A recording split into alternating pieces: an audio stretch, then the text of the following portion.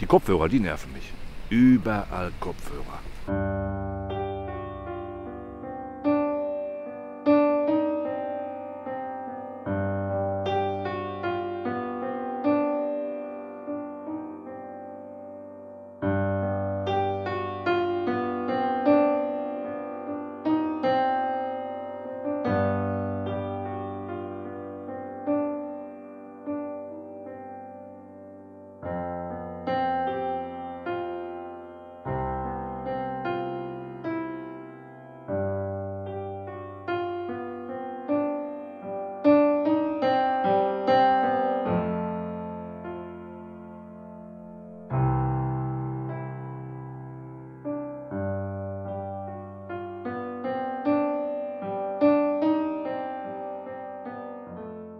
Also es hieß wirklich das Ding und es war eine ungefähr so große Duplo-Statue. Es gab zeitweise auch zwei, aber eigentlich gab es das Ding, das war so mein Freund. Also ich war vielleicht 4 Jahre alt und das habe ich halt immer überall mit hingenommen, sehr gerne. Was ein bisschen schwierig war, weil es eben ein bisschen instabil war, aber trotzdem war es überall dabei. Und dann war ich im Weltweihnachtszirkus mit meinem Vater und wir saßen ganz oben auf der Tribüne. Ich glaube, so in der Pause oder so ist es passiert, dass es mir runtergefallen ist und zwischen der Tribüne so durch ins Nichts. Und ich habe auch noch das Geräusch gehört, wie es zerbrochen ist.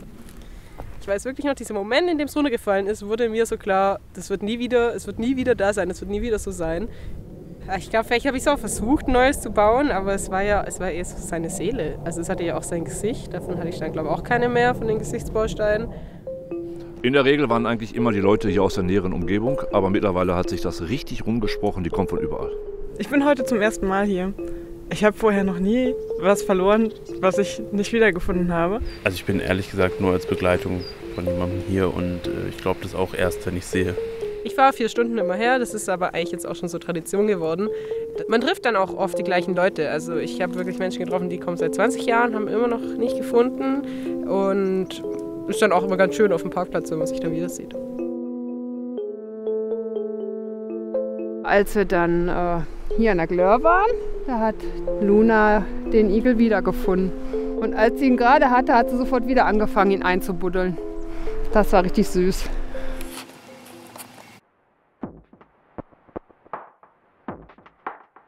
Ja, im Moment haben wir auch wieder einen großen Bagger hier, der die ganzen großen Teile hier rausfischt. Wir hatten auch schon hier Flugzeugteile, hatten wir hier, Klavier, Zigarettenautomat. Die suchen auch hier das Bernsteinzimmer. Ja, ich bin noch ganz froh, wenn die Sachen hier raus sind.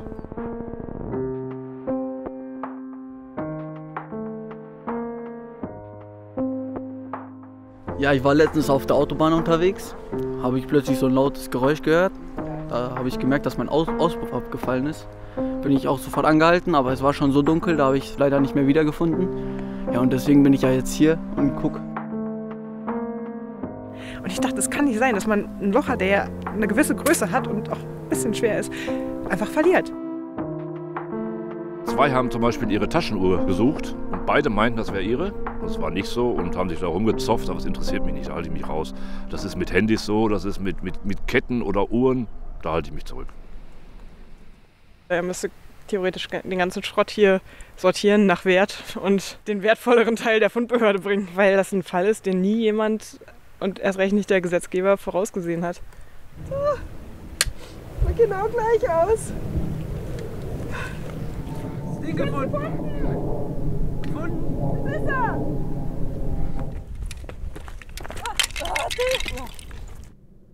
Ich habe jetzt noch extra nachgesehen, 91 war das noch, in Thailand im Urlaub. Das heißt also Urlaub, wir haben eine Rundreise gemacht. Jetzt konnten wir aber mit dem Bötchen nicht bis an die Insel ran, weil das Wasser da nicht tief genug war fürs Boot. Und da hatten die denn so einen Scooter an Bord, mit dem denn die 11 oder 12 Leute einzeln an Land gebracht wurden.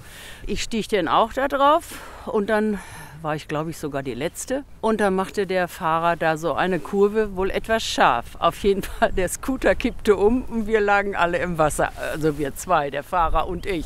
Das war ja alles halb so schlimm und dann ganz schnell konnte man auch stehen. Das war nicht so sehr weit draußen und dann stellte ich fest, und das war jetzt das, was ich eigentlich erzählen wollte, mein Ehering war weg.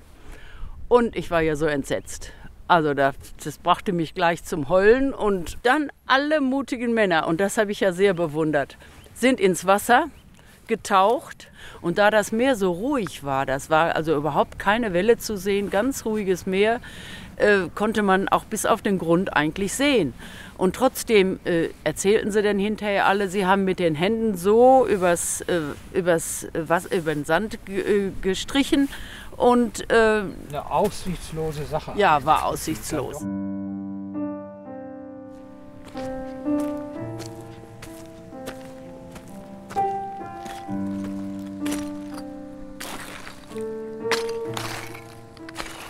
Auf gar keinen Fall.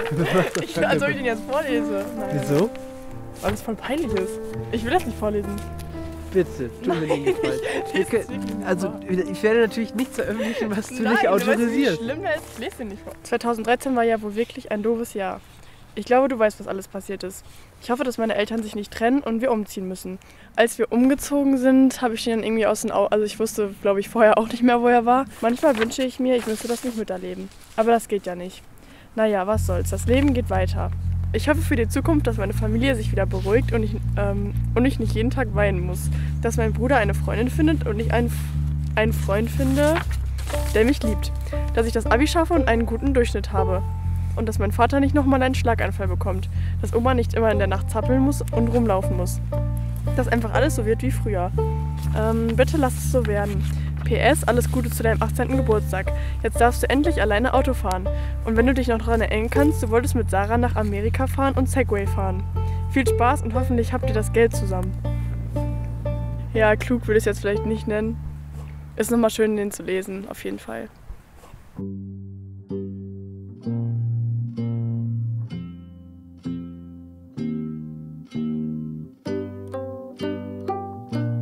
Es ging eigentlich. Man hat ja immer Hartgesonnene, die hier rumlaufen. Aber eigentlich hat das Wetter insgesamt nicht so mitgespielt. Aber das Restaurant, das war ganz gut besucht.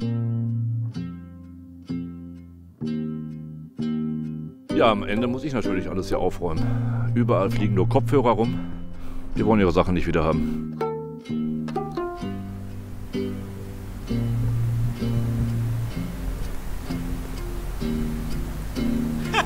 Mensch, der Locher!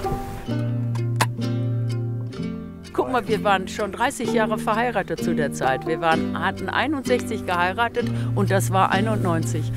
Ein 30 Jahre getragener Ehering, wenn der weg war, muss er weg gewesen sein.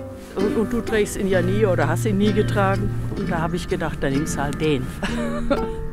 Rom, brenne! Alle 4,5 Jahre wird das Ganze hier leer gepumpt und das nächste Mal wieder 2022. Und da solltet ihr alle auch mal hier sein, die ganze Crew, und mal sehen, was hier so zu finden ist. Interessant, auch für euch.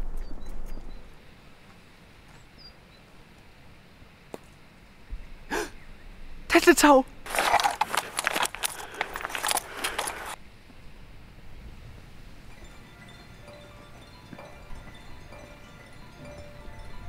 Achtung, Achtung, liebe Besucher! Das Wasser kommt in einer Viertelstunde zurück. Bitte bewegen Sie sich zum Ufer. Dankeschön.